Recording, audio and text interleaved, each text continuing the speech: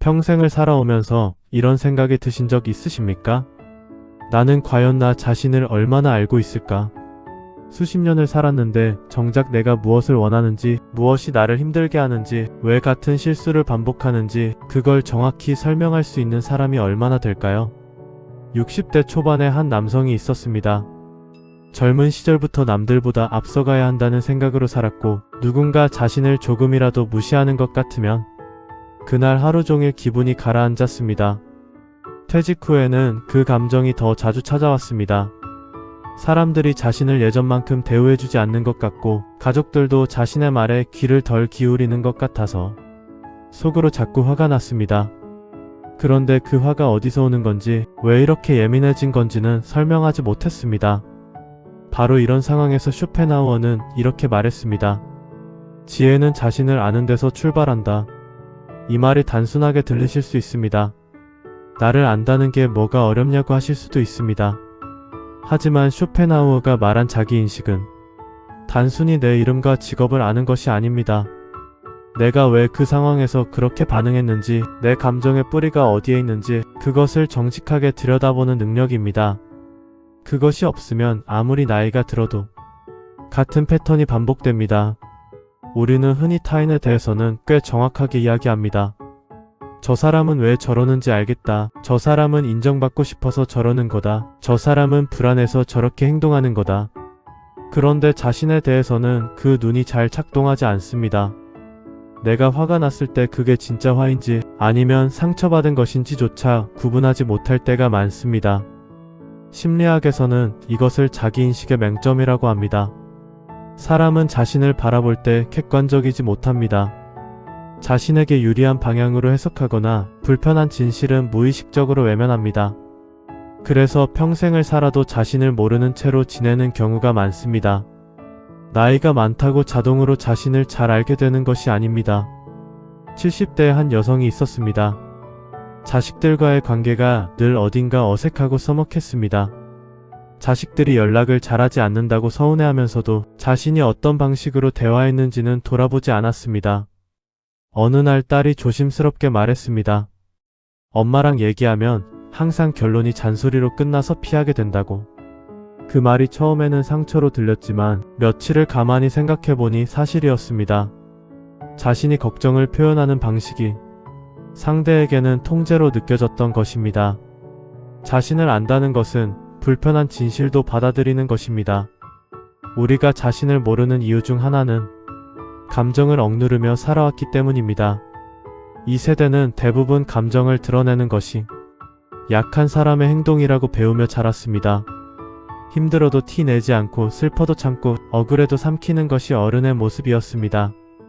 그렇게 수십 년을 살다 보면 어느 순간 자신이 지금 어떤 감정인지조차 정확히 알 수 없게 됩니다.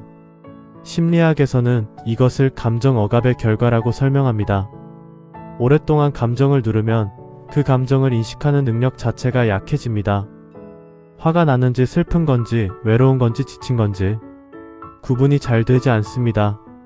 그 상태에서는 자신이 왜 그렇게 행동했는지도 설명하기 어렵습니다. 60대 후반의 한 남성이 있었습니다. 오랫동안 가족 앞에서 늘 강한 모습만 보여왔습니다. 아프다는 말도 잘하지 않았고 힘들다는 말은 더더욱 꺼냈습니다. 그러다 건강이 갑자기 나빠져 병원에 입원하게 됐는데 의사가 요즘 스트레스가 많으시냐고 물었을 때 아무 말도 나오지 않았습니다. 스트레스가 있는지 없는지조차 판단이 서지 않았던 겁니다. 자신의 감정을 아는 것이 자기인식의 출발점입니다. 그 출발점이 없으면 지혜도 없습니다. 자신을 모르면 비교 속에서 길을 잃습니다. 우리는 자신이 무엇을 원하는지 모를 때 주변 사람들을 기준으로 삼습니다. 옆집은 어떻게 사는지, 친구 자식은 어느 회사에 다니는지, 누구는 어떤 차를 타는지 그 비교가 쌓이면 내 삶의 기준이 사라지고 남의 삶이 내 삶의 척도가 됩니다. 심리학에서는 이를 외부 기준에 의한 자기평가라고 합니다. 자기 내면의 기준이 약할수록 사람은 외부에서 답을 찾으려 합니다. 그래서 남들이 좋다고 하면 좋아 보이고 남들이 부러워하면 갖고 싶어집니다. 정작 그게 자신에게 맞는 것인지는 묻지 않습니다. 60대 중반의 한 여성이 있었습니다. 친한 친구가 해외여행을 자주 다니자 자신도 여행을 가야 할 것 같은 압박감이 생겼습니다. 사실 그 여성은 집에서 조용히 책을 읽고 가까운 공원을 산책하는 것을 더 좋아했습니다. 하지만 그걸 말하면 소심하고 재미없는 사람처럼 보일까봐 여행을 다니는 척 사진도 찍고 올렸습니다. 어느 날 혼자 집에 앉아 생각했습니다. 나는 지금 누구를 위해 살고 있는 걸까? 자신을 아는 사람은 비교에 쉽게 흔들리지 않습니다. 내가 무엇을 좋아하는지 알면 남이 뭘 하든 그게 기준이 되지 않습니다. 자신을 모르면 관계도 어긋납니다. 우리는 상대에게 원하는 것이 있을 때 그것을 직접 표현하지 않고 돌려서 표현하거나 아예 묻어두는 경우가 많습니다. 그러면서도 상대가 알아주길 기대합니다. 그 기대가 채워지지 않으면 섭섭하고 왜 섭섭한지 설명도 못한 채 사이가 멀어집니다. 심리학에서는 이것을 관계 의존의 패턴이라고 합니다.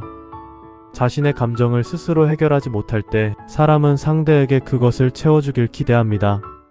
하지만 그 기대를 말하지 않으면 상대는 알 수 없고 결국 서로 상처를 주고받습니다. 70대 초반의 한 여성이 있었습니다. 남편과 수십 년을 함께 살았는데 어느 날 남편이 물었습니다. 당신은 살면서 뭐가 제일 힘들었어? 그 여성은 한참을 대답하지 못했습니다. 힘든 게 있다는 건 알았는데 그게 무엇인지 말로 꺼낸 적이 없었기 때문입니다. 그날 처음으로 오래된 감정들을 하나씩 꺼내보았고 남편도 자신도 많이 놀랐습니다. 그렇게 오래 살았는데 처음 아는 이야기가 있었던 겁니다. 자신을 알아야 관계도 솔직해집니다. 솔직한 관계만이 오래갑니다. 보상심리도 자신을 모르는 데서 시작됩니다. 무언가 허전하고 채워지지 않는 느낌이 들 때 사람은 외부에서 그것을 메우려 합니다. 더 좋은 것을 사거나 더 바쁘게 지내거나 더 많은 사람을 만나거나. 그런데 그 허전함의 정체를 모르면 무엇으로 채워도 결국 다시 비어 있습니다. 심리학에서는 이것을 내면의 공백을 외부로 채우려는 시도라고 설명합니다. 진짜 문제가 무엇인지 모르기 때문에 엉뚱한 곳에서 해답을 찾는 겁니다. 그 패턴이 반복되면 점점 더 많은 것을 원하게 되고 그럴수록 더 지쳐갑니다. 60대 초반의 한 여성이 있었습니다. 퇴직 후 무언가 허전하다는 느낌에 이것저것 취미를 찾아다녔습니다. 요가도 해보고 수채화도 배우고 합창단에도 들어갔습니다. 그런데 어느 것도 오래 이어지지 않았습니다.